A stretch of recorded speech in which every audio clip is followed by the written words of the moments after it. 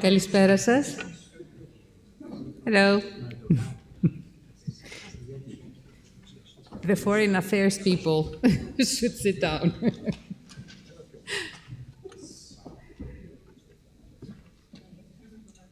Καλώς ορίσατε, γεια σας σε όλους. It's wonderful to have you all here tonight, where we have a somewhat different event and occasion in this lecture series.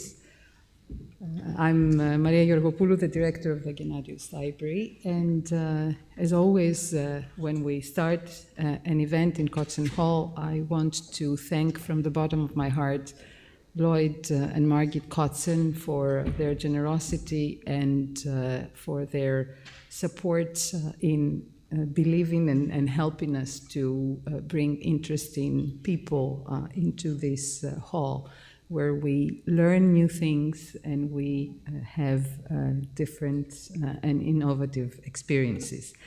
So as we are here after 4 wonderful concerts last week, I thought that when we were putting together the program, that we can't just go from concerts and art straight into history and archaeology, which we will have actually in a couple of days, but that in between there should be somebody very special and somebody who manages or tries to attempts to bridge both. So we have with us tonight Ginger Zaimis, who is a poet, who is a thinker, I think, above all, and who is a very creative person who doesn't want to fit within a box. I don't think she ever wanted me to read anything that would resemble a biographical note. But in any event, it's a pleasure to have her with us. Ginger is indeed a polymath. She's an American who is also a Greek, who lives here.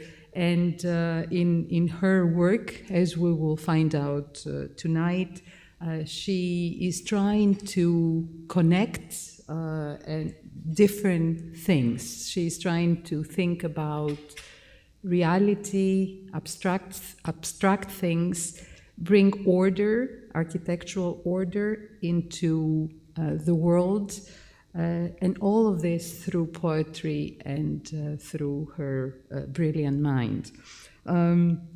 So tonight she will talk to us about, she will start, I think, with mythology, different kinds of mythology, and she will bring in philosophy and logic and architecture in order to try and make sense out of it. From her CV that you have actually also translated in Greek, or the brief sort of essay that you have translated in Greek, I wanted to mention that she's a published author, not only of poems, but also of essays and reviews. And her poetic publications are called the Poetical Conventions and the Convention and the Triptych.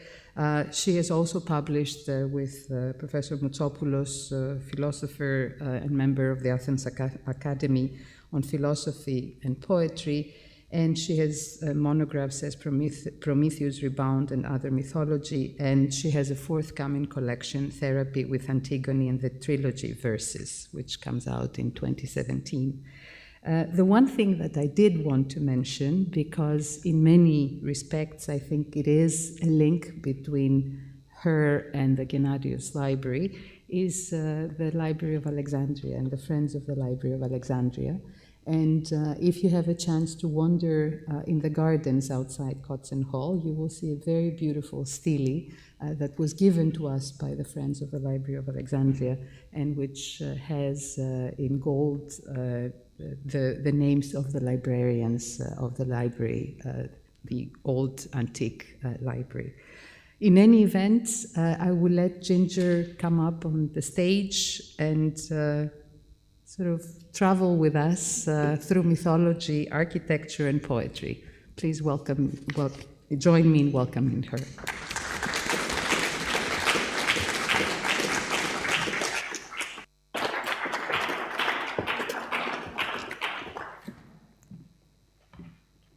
Thank you, Maria. That was a lovely introduction. Yes, out of the box. So,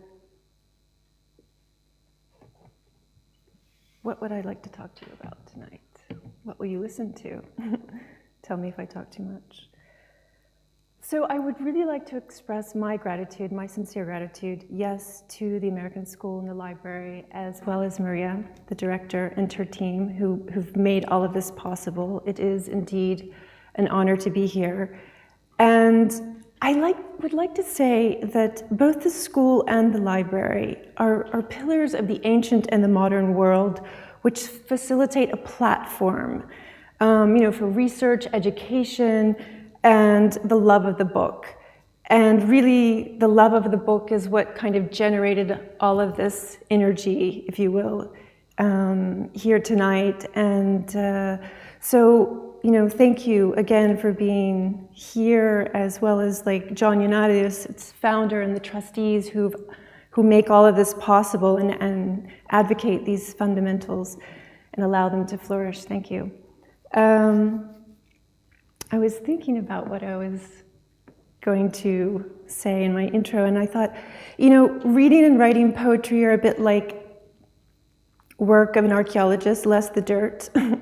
And I thought, one is always on a quest for exploration or dig to excavate knowledge and understanding and assimilate or translate letters, architecture, language, and words and their meaning. And you're always shaping and reshaping the space and energy. And there's multiple lines and layers of a plot. And then there's the blank page, which basically has the pure potentiality to do anything you want it to. You just have to shape it. You have to give it that energy. And yes, so I want to talk to you a bit about cosmic harmony and what the Heraclitean thought of everything and nothing, which are themes that concern me greatly, as well as energy and space, under the mythological and philosophical umbrella. And, we understand many things about the physical and the non-physical world from the ancient Greeks, and particularly Heraclitus. And he basically advocated the ideology that everything flows, and then there's unity in opposites. And it's very much like what Aristotle said with the nous and the dimorgos, and if you want to even just take it down to the most minimalist terms, and say, maybe we're even talking about just space and energy here. And I kind of see it that way, and out of the box, if you will. So I'm going to start with a poem that was very much inspired by these themes, these greater themes.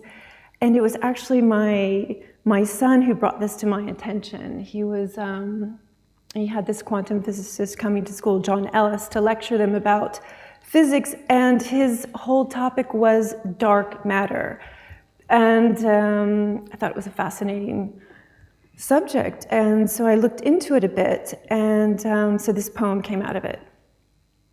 Matter of. What if dark matter were in truth an illusion, of sorts like an expansive cape spread that cloak the real shape beyond universal division, in situ of matter and dark matter soaked, in an ocean with or without visible or invisible cause, energy strong in harmony with luminous mass, like volume or void, infinite, filling the glass. Space governed by cosmic hand, immutable laws, concordant and discordant, written in ether, action and reaction inked less the paper. Cosmology, unity, stemming from the sum, as breath fills the rounds of our lungs, expanding and collapsing in perfect unison, like stringing each pearl or bead, 1, 2, 1. So the next poem is from my first collection, and it tells a bit of a story of a lost manuscript. And the manuscript, as you know, in the days of the ancient library of Alexandria, I can keep talking, but maybe our tech guy we need to ask for help. Okay. I don't know. I'll bring it. Yeah, perfect. And there were always, Ptolemy the First, the founder, as we know, was always collecting important manuscripts and copying and translating. And it was through this series of copying and translating into the local languages of the day, which would have been ancient Greek, Syriac, Aramaic, Hebrew. He was able to preserve much of what was lost when the library was burned. So this talks about a lost manuscript which Claudius Ptolemy, the astronomer, had written, Geographia, the geography, which bubbles up many centuries later in Constantinople, and it is an Orthodox monk looking for these lost manuscripts in the market of the world. It's called Geography.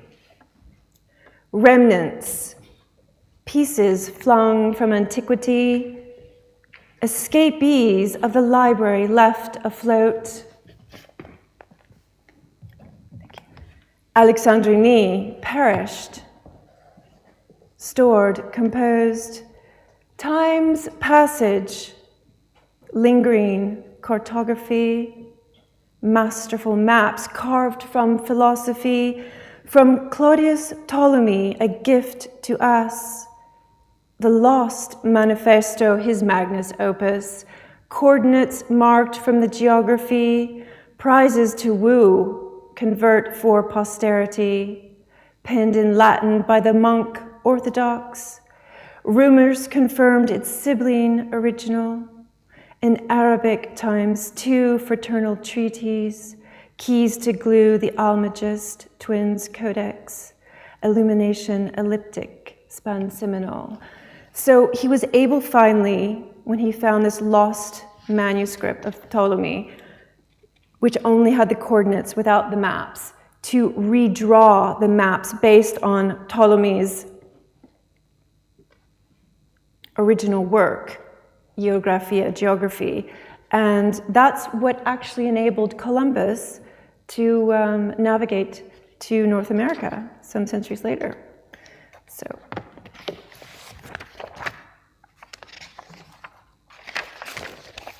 this being the map of the world that Ptolemy actually was redrawn.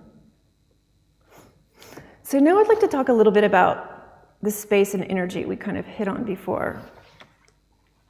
Cosmic music or resonance. Heraclitus also talks very much about this. And, you know, in many regards, humanity is the maker, the shaper of our creations. You know, we're co-creating in the shadow of the divine. As the pre-Socratics perceived, artistic creativity reflecting transcendence beyond the material experience. So long before Plato's Timaeus, Hesiod's Theogony, Homer's Odyssey and the Orphic hymns, and much after Heraclitus spoke of cosmic harmony, there's always been a balance in duality, this animate and inanimate forms having expressed or spoken a universal language. And this universal language we know now is simply frequency. It's frequency vibration. And we're all walking around broadcasting a frequency, day and night, and we're all translating other frequencies that we come in contact to. So very much like the color that we see through our eyes, or the taste we taste, or the sound we hear, or the sensation we touch. This is all basically recognized through frequency. And basically depending on our frequency, very much like this old radio, we all have our radio station, our brains are very much stimulated into one of these modes. Particularly, we walk around spending our day in beta mode, but often we drop into alpha or theta mode, and in sleep more often than not, delta. So when you start thinking of things like love, and I'm not sure why this is not entirely coming up on the screen, but love and thanks look like this under a microscope. And there was a Japanese scientist, Dr. Emoto, who did some experiments with basically in setting intention over water and freezing it, and then looking at what he froze under a microscope. And he set an intention on this crystal here of love and thanks. And this is what it looked like under a microscope. This was joy, which you can't entirely see, but sorry about that. And the higher the resonant frequency, the more intricate the crystal became. And so this is like all this negative self-talk that we say, oh my gosh, I didn't do it right. And look at the chaos within this water crystal here, as opposed to gratitude, which is like this perfect, beautiful snow crystal. So we're always broadcasting a crystal. And we can now measure these emotions, as you can see. Shame resonates pretty low, 20 hertz, as opposed to courage, 200, reason, 400, love, 500 and above. So this everything and nothing, concordant, discordant, unity proceeding from all from one, this Heraclitean thought really kind of puts space and energy and perspective. And we start asking, why? At least I do, anyway. So I'm going to read to you another poem in honor to the muse of music, Euterpe. It's called Hymn to Euterpe, which speaks of music and whatnot. I call to you with ancient name, Euterpe. I summon your insight, earnest with query. Tell me, dear deity, my eloquent muse, which winds send poetry sung to you, like Orpheus and lyre calling on sweet grains of sand through a sieve as I think. Guide my swirling thoughts fast as vortex effect, language, letters, and words to connect, as archaeologists sediment or query edifice anew, imbued to the sky, towering bright to touch Apollo's query, light on paper precise as sculptor's tool. Tell me, lyrical muse, do not deny, for my ears prick sweet with musical food.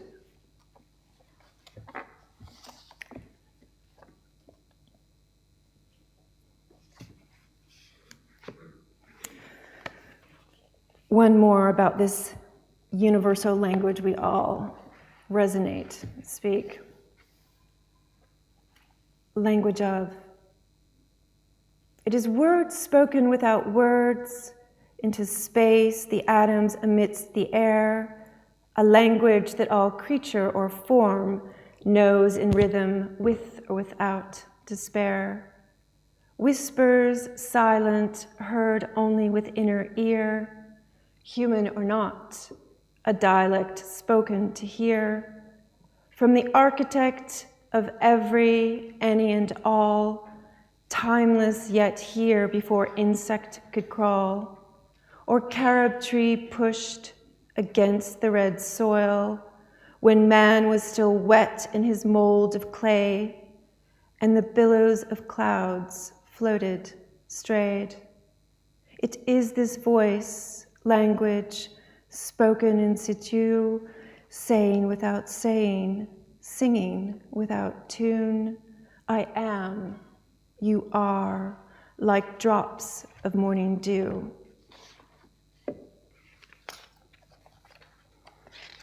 So in keeping with this idea of unity and opposites,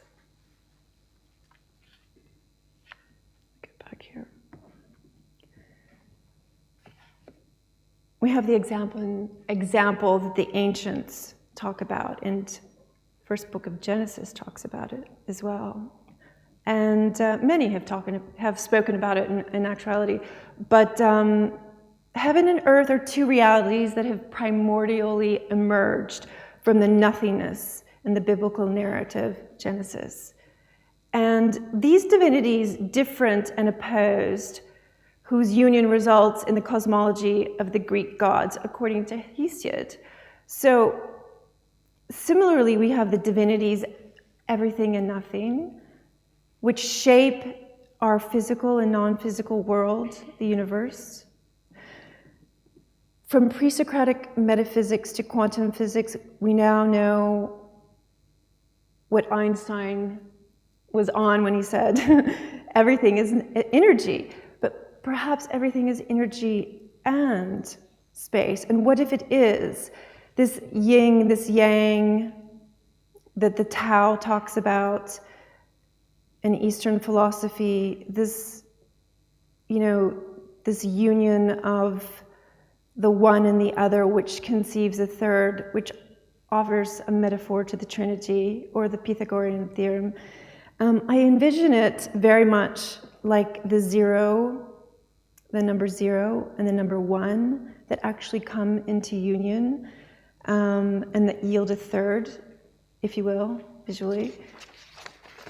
And I think of the moon very much when I think of the opposites.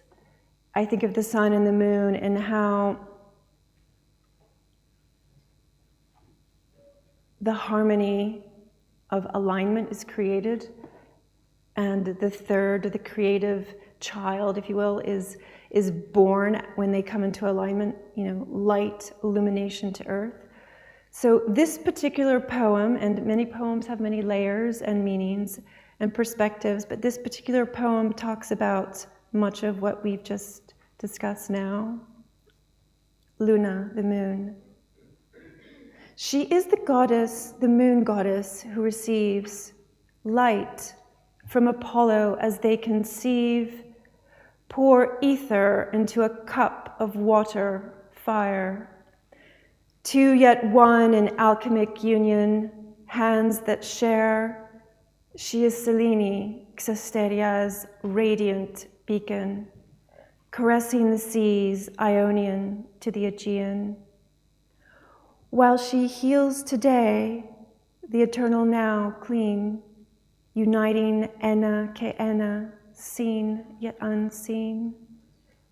As Athena Pallas shields all who ask, protective, Luna is nurturing, emotive, unbending time, space to reveal the ends, which in truth are beginnings that stem from a pairing of trust, love, of kindred friends.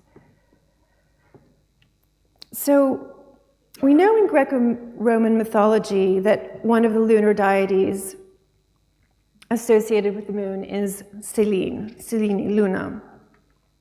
And she is receptive, intuitive, mysterious, and emotive, and fluid like the water. And the sun is associated with the god Apollo, or Helios, and his fiery heat passion that throngs his chariot across the sky to seed all life and creation, as we see in this Egyptian hieroglyph. So we have these two luminaries that come into union, the moon and the sun. One is void of light, and the other is a beacon of light.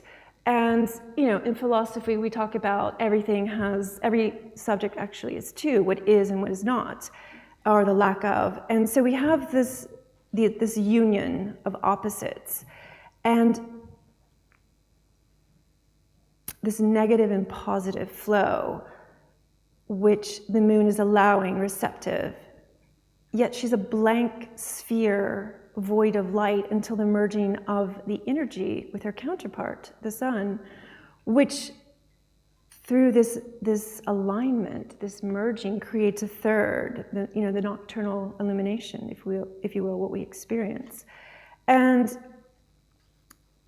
I think I always kind of go back, and Jung talks about this, Carl Jung talks about this very much, about how the superconsciousness, the subconsciousness, and the consciousness is thought, basically, that the moon is illuminated, and the moon illuminates, and she is the subconscious areas of the mind. And, she gives light where there is darkness, and, the corresponding elements that interact, the water, the fire, kind of forming this perfect alchemy, if you will. So I think we also can't deny, when we talk about the sun and the moon, that it is an analogy or allegorical to basically the divine feminine and the divine masculine, which actually come together in their two parts. And this was something I was very curious about, this union of opposites coming together in that moon. We have an eclipse here, and we have only the moon is eclipsing the sun here. I think it's kind of interesting. And this whole thought process that the union of the two opposites create, this is Jung's kind of ideology, and the Tao, the yin, the yang. So one night, getting ready for bed at my house, I was getting ready to read to my son, and I sat down and I said, what shall we read? And he said, shall we read the Odyssey? Shall we read the Iliad? Maybe, parts of it. And he said, Mom, I really like the Odyssey better. I don't so much like the Iliad. And I said, really? Why? And he said, well, simply because the monsters are more scary in the Iliad, because of the monsters are men. And I said, well, you have a point there.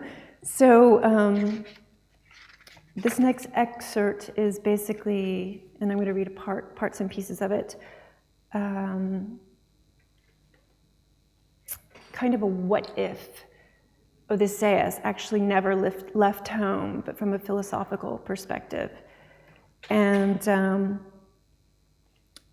it's called Odyss-ep-ic.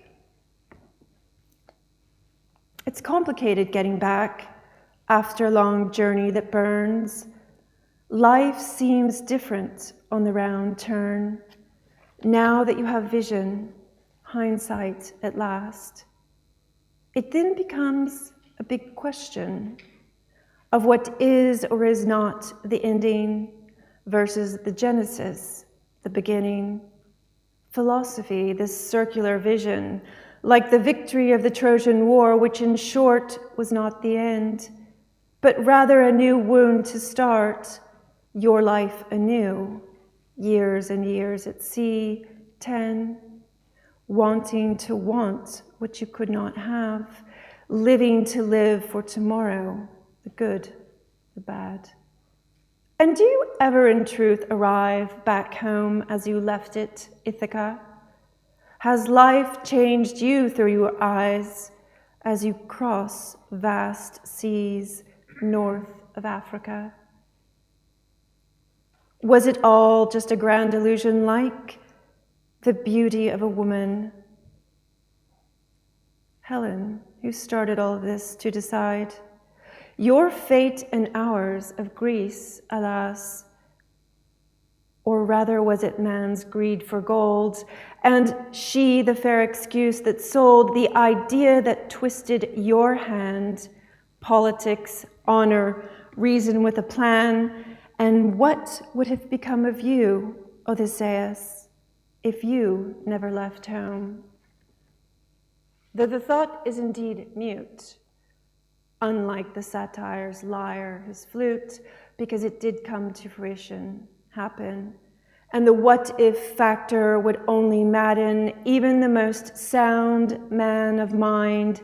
The philosoph's query is out of time. One must then earnestly ask, who is the real monster behind the mask? I suppose it is basic conjecture, the rhapsody of the past and the future, a matter of simple perspective, as the sense of memory, deceptive. Man's true nature cast aggressive, like you on life's edge, epic adventure. And I will skip to the last sonnet. And when you do arrive back home, embrace your wife, fathom her in bed, what memories linger like demons in your head? Are your souls still one, or are they alone? It's hard getting back on the round turn. Ghosts whisper from the past, present burn. Time's passage of 20, all those years.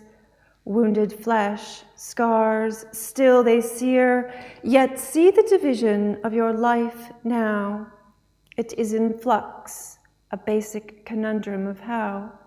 If you want to be free of the water god's curse, leave again. Retreat inland to the psyche, traverse, and sacrifice for truth your pride, for peace. Only then an untroubled spirit you will keep.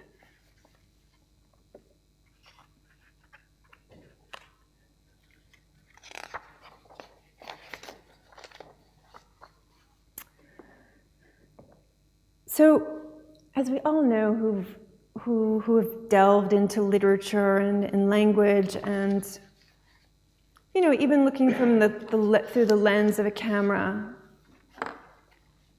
there's often distortion in translating, and many sacred writings and texts, from Sappho, Greek and Norse mythology to biblical manuscripts, have actually become the foundations of perennial philosophies of the West and the East, and have spoken of these themes in depth. And here we have the Odyssey with kind of mysterious inscriptions from 1504. And then the original, transcriptions from, and then we have like the Greek to the Latin here. And so, I think when we translate from language to language, clearly there's always distortion. And even when we translate from the non-physical to the physical, the whole idea to thought to paper, there's often translation. And through these, let's say, ideas of perennial philosophies, for instance, we have the Bible, the King James Bible, which I think was originally published around 1880 something. There were many chapters that were edited out. We know that, and people who delved into these philosophies of the world that acknowledge Eastern, Western philosophies, we know that a lot of what was edited out talks about energy. Themes such as spirit, prana, life force, chi, not necessarily in those words, but really energy and essence. And this inner and unity consciousness, and how intention, like we talked about with those water crystals before, setting intention over something, and how that frequency resonates out into our sphere. And, themes such as the infinite field of potentiality and karmic hallways. And basically, I think, people go, well, what is karma? What do you mean by that? And I kind of like to look at it as like the soul's karmic bank account, if you will, collateral or debt based on how you wield it in one's life or however you see life. And so I think there's little that was edited out of the Bible that people who have looked at philosophies of this way in mythology is unfamiliar. But now quantum science can substantiate all of this, where metaphysics from the ancients possibly could not, verbatim. And many of our scientific principles we now have, or we realize, are based on spiritual principles, hermetic laws, what we talk about in philosophy, hermetic laws. And they're, they go back in time, but they were either forgotten or simply negated for whatever reason. And this very much inspired the poem I'm going to read now. And the ancient Greeks talked about fate.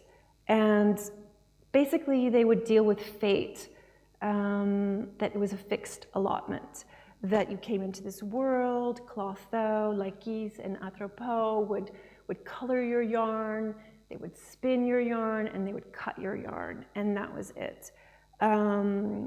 But the Norse mythology talk about a more dynamic sense of fate, where you can actually shape and reshape your fate, very much like we do with energy. We transform it.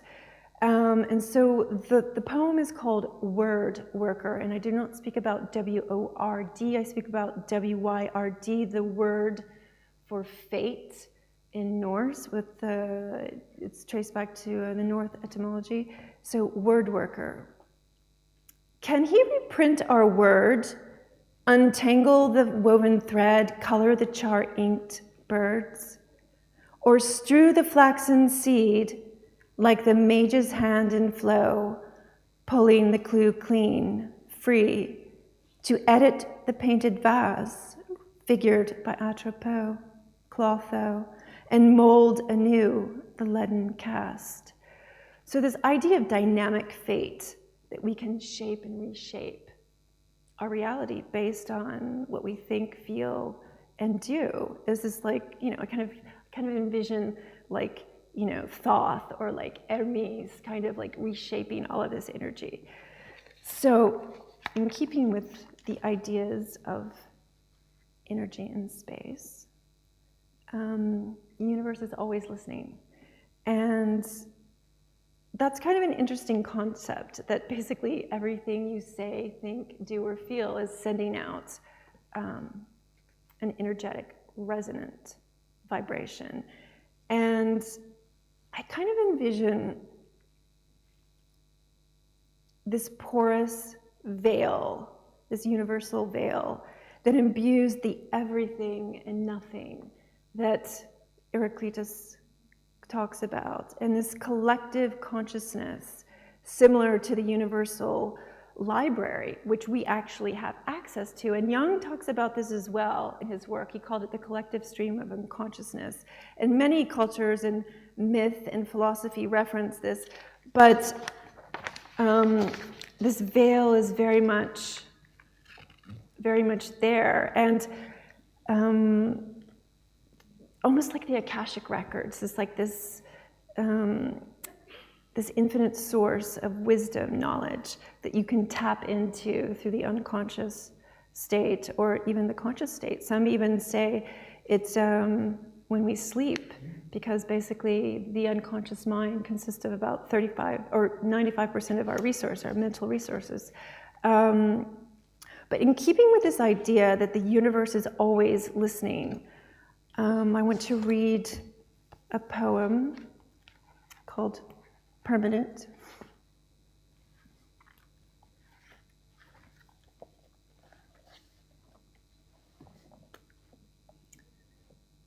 Permanent. Marker indelible, time line on paper, drawn, penned, cannot amend. Tattoos inked, injected, pore by pore, imbued full, fatted, etched in black. Green or blue, knowledge carved as idea, immortal, forever for all, like sound flung hither, infinity's mesh, universal flesh. And this next poem, again, in keeping with this vibration of sound that's always, like the universe is recording, like memory. And we know this, quantum physics can substantiate, there's like, it is always listening, so careful what you say. A sound is a sound, a cosmic vibration. It is an acoustic rhythm's frequency, voice, pursed in perfect synchronicity. Like music heard, a prick of sensation, a dance of waves delivered on rotation, permanent throughout the galaxies, pervasive, immortal to last histories. Like the clapping from a standing ovation, a message sent out on sonar retrieved. From myriad creature, angel, or the one, voice spoken to be heard, quiet or in speech, secretly sung or whisper, perceived, pulsing fast through time, space like an atom, or sacred sung, or sacred text, hummed, said to teach.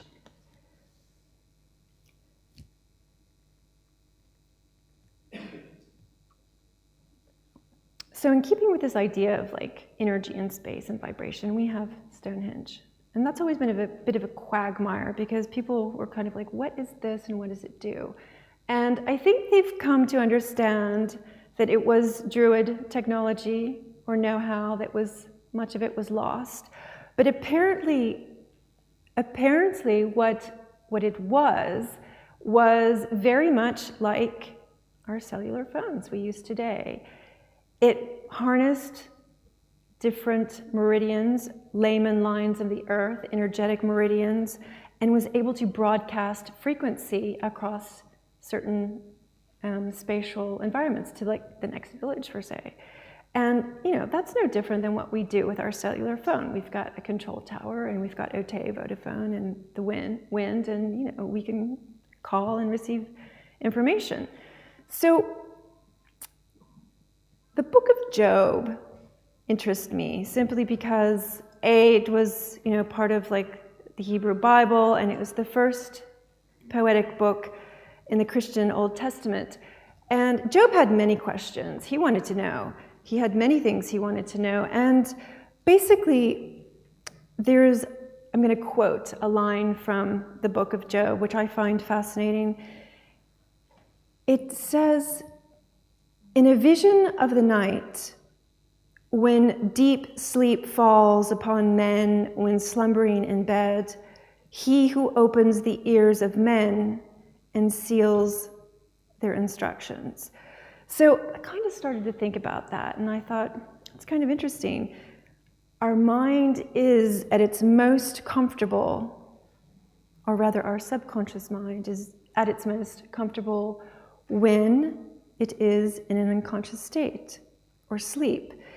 And so, given the fact that we spend about 6 to 8 hours in sleep, most of us, hopefully, that's a huge amount of resource and time. And so I started to think, wow, what do we do before we go to sleep? The last minutes before we fall into this slumber, do we basically think about everything that went wrong in the day? Or do we think about all of the good stuff that actually came to us, all of the the beauty, the surprises and whatnot? And I thought, curiously enough, whatever you see or you think before you fall to sleep often lands in your subconscious mind and comes back to you on some realm, some shape or form. So I thought, wow, what directives, what instructions are we giving our subconscious mind before we sleep? It's almost like you're preparing the marinade, like the marinato sauce, before you sleep. And I don't know, I thought it was quite fascinating that this quote exists, particularly in the Bible, and it references this dialogue, if you will, from man to God, God to man, or the divine or infinite intelligence. I'm not sure how you label it. But it brings me to the ideas of, truth, perspectives of truth, and, what we're talking about, in the sense that aletheia, as Heraclitus talked about again, is truth or disclosure in philosophy. And curiously enough, part of aletheia, or the antonym, is lethe, and it is also the mythical river that runs through Hades. And I started to think about, again, unity and opposition, unity and opposites, the everything and the nothing. And I thought of Psyche and Eros, the mythology of how these star-crossed souls, if you will, were trying to come into union, but, they were simply out of alignment. And so this aletheia and lethe, basically the truth of disclosure and the concealment of, as we denote, basically formed this next poem. And it's curious, we talk about, hypnos, obviously, or hypnos within Hades, and basically the journey to the afterworld or the netherworld. And I think, perhaps the Book of Job might touch on this a bit in certain terms, and I think also there is some distortion in translation, but nonetheless, I think we could be crossing similar themes. So, and I thought, what do we conceal? Lethe being the concealed truth, similarly to what is in our subconscious mind, and how this subconscious knowledge runs like an operating code during our waking state of consciousness, which often we're not even aware of. But nonetheless, this poem, which I will read for you, the final one, basically deals with this idea. And also Plato talked about something that I found quite interesting. He references a mythical creature, a two-headed, four-legged creature that is separated in two. And basically, the whole idea of the star-crossed lovers, Psyche and Eros, kind of came into play with this poem. So, Psyche's cup. Come, beloved one, drink from the river Lethe, hypnotic waters that sparkle, dizzy, to forget the parted memory of the twin soul, not the other half, but rather your whole. She is obliged, the river goddess, to him, Hades, of whom she flows like fluid emotion, as sleep, into the netherworld of oblivion. Imbibe her essence and allow the dark to dim, in complete forgetfulness made numb. Drink from the daughter of strife and heal your woes clean from earthly life. Reunion comes with the chaliced cup, tonic to reveal the heart's wounds and soothe. Come, child, drink, embrace divine truth. So, thank you very much, all of you, for coming out and listening. Is it on?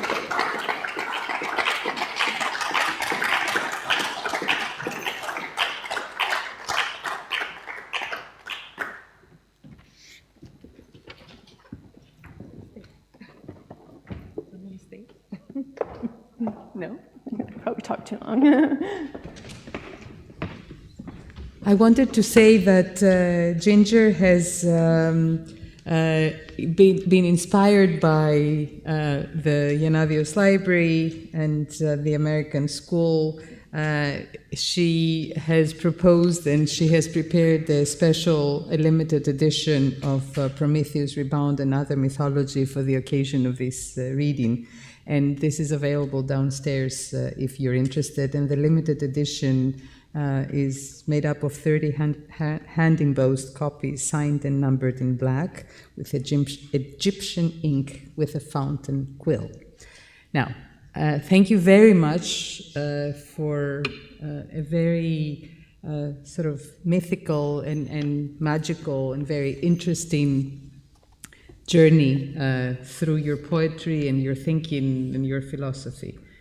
Are there any questions? Of course, the option is also to go downstairs and have a glass of wine and ask questions privately, but are there any pressing questions that you would like Ginger to answer on the mic?